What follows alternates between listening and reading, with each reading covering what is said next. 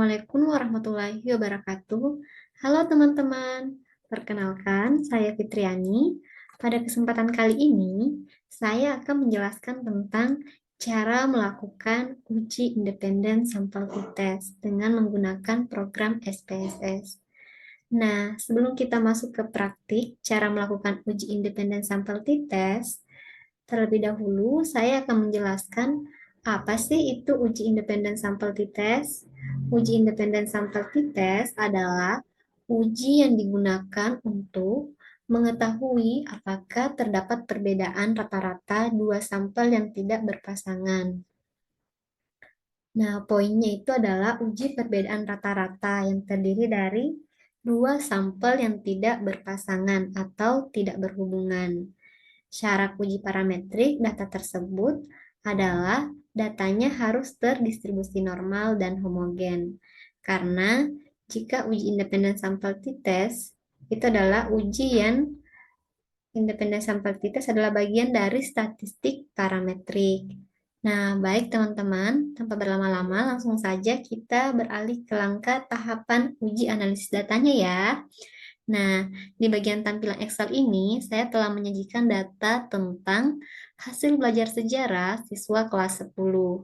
Nah, di mana terdiri atas dua data, yakni data kelas A dan data kelas B. Nah, bagaimana sih langkah-langkah untuk melakukan uji independen sampel tesnya? Yang pertama-tama kita memberikan kode. Kode untuk kelas A itu angka 1 dan kode untuk kelas B kita beri kode angka 2. Nah, setelah itu kita beralih ke aplikasi SPSS-nya ya.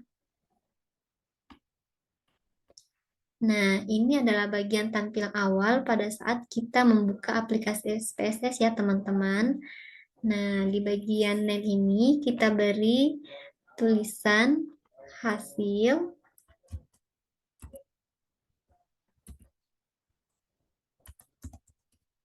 untuk variabel satunya, kemudian di bagian tabel bawahnya itu kita beri tulisan kelas untuk variabel kedua. Nah, setelah name ini kita isi, kemudian kita beralih ke values. Di bagian values ini kita klik kanan, kemudian tombol akan muncul tabel dialog seperti berikut ini. Nah, di bagian value-nya ini kita isi angka 1, kemudian di label kita isi dengan tulisan kelas A. Kemudian kita centang add, kemudian kita isi kembali value-nya itu 2 dan labelnya kelas B.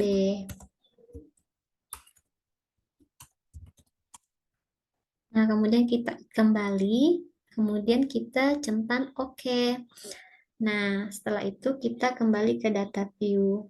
Nah, di data view ini sudah muncul ya teman-teman. Ada tabel untuk hasil dan kelas. Ada tabel hasil dan tabel kelas. Ini masih kosong. Kemudian kita inputkan data dari Excel tadi ya. Data dari kelas A. Data dari kelas A ini kita kemudian blok. Lalu kita copy ya. Kemudian paste ke bagian hasil, tabel hasil. Nah, kemudian kita berikan kode di bagian kelas itu untuk kelas A tadi, kita beri kode 1 ya teman-teman. Nah, kita blok lagi kodenya.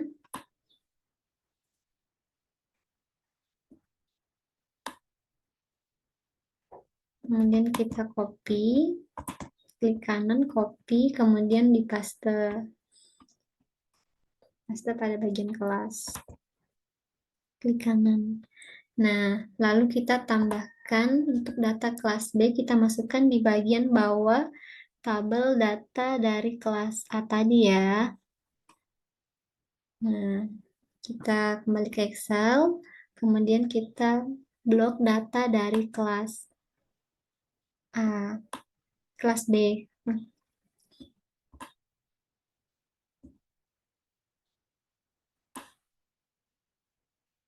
Kita copy, kemudian kita paste.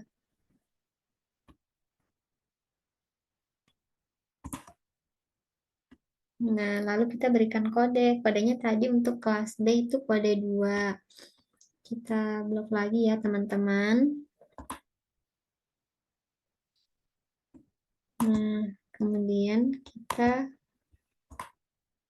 copy, lalu paste di bagian kode kelas. Nah, setelah kita pastikan hasil dan kelasnya ini datanya sudah benar, maka kita bisa langsung beralih ke bagian proses analisisnya. Nah, kita di bagian tampilan layar ini ada tab Analyze. Nah, di tab Analyze ini ada berbagai tampilan. Kita pilih pilihan Compare Mean. Nah, Compare Mean ini juga ada beberapa pilihannya. Kemudian kita pilih yang uji independen sampel t-test. Nah, hasilnya akan muncul tabel dialog seperti pada tampilan layar ini. Nah, pada bagian hasil kita input ke bagian tabel sebelah kanan, tabel tes variabel kita input. Nah, lalu kemudian kelasnya juga kita input ke grup variabel, grouping variabel. Nah, lalu kita pilih define group. Nah, di define group ini kita isi angka 1, kemudian grup 2 kita isi angka 2 ya, teman-teman. Kemudian kita continue. Lalu kita pilih OK. Nah, akan muncul data seperti pada tabel berikut ini. Ini adalah tampilan output dari proses uji independen sampel t-testnya. Nah, ada dua hasilnya ini, ada tabel grup statistik dan ada tabel independen sampel t-test.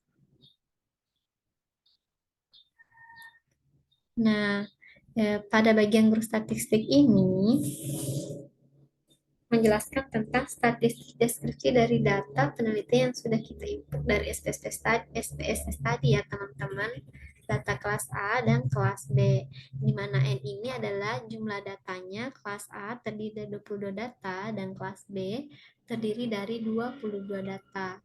Nah, kemudian min ini adalah nilai rata-rata kelas A, yaitu 68,22,73, dan kelas B nilai rata-ratanya ada 85,5455.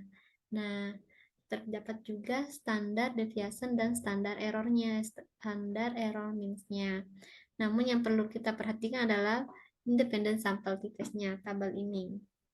Nah, di bagian signifikansi itu teleknya itu ada 0,00. Nah, sebelum kita mengambil kesimpulan, apakah pada uji rata-rata nilai kelas A dan kelas B ini ada perbedaan, kita terlebih dahulu harus mengetahui dasar pengambilan keputusan. Nah, dasar pengambilan keputusannya adalah jika nilai signifikansi itu tailored lebih kecil dari 0,05, maka dapat disimpulkan bahwa terdapat perbedaan yang signifikan antara hasil belajar sejarah pada kelas A dan kelas B. Namun, jika nilai signifikansi itu tailored pada tampilan layar output SPSS tadi lebih besar dari 0,05, maka disimpulkan bahwa tidak terdapat perbedaan yang signifikan antara hasil belajar sejarah pada kelas A dan kelas B.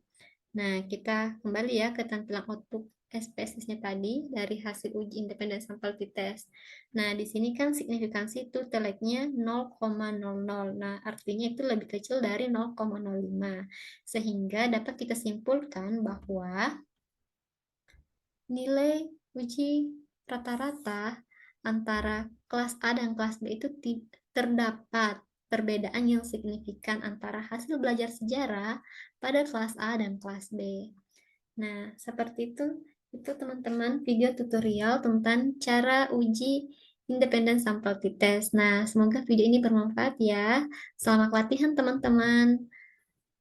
See you next video. Assalamualaikum warahmatullahi wabarakatuh.